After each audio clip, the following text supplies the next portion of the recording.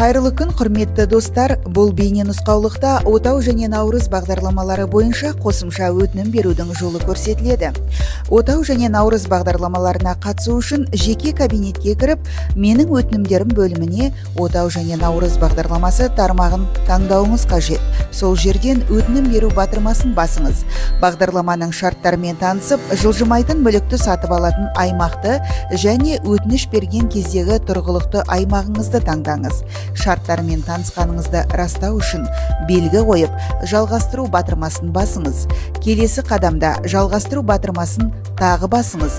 Мұнда сіз депозитті таңдап шарттармен келісіп, қайтадан жалғастыру батырмасын басуыңыз керек. Сізге телефоныңызға растау хабары келеді. Оны растауыңыз қажет.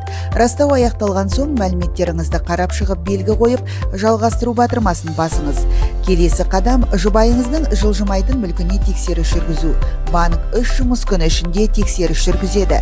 Банк тексерісі аяқталған соң жаңарту батырмасын басыңыз.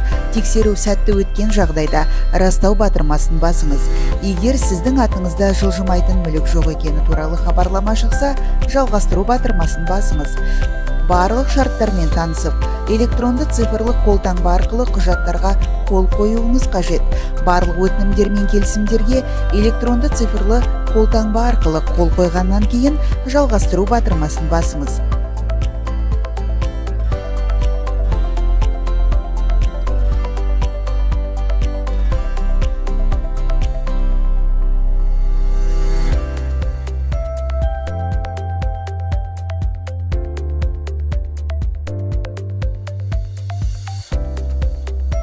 Құттықтаймыз!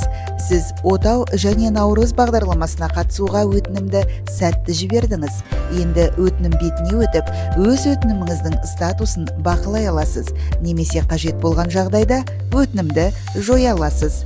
Сізге сәттілік тілейміз. Құрметпен, Отбасы банкі.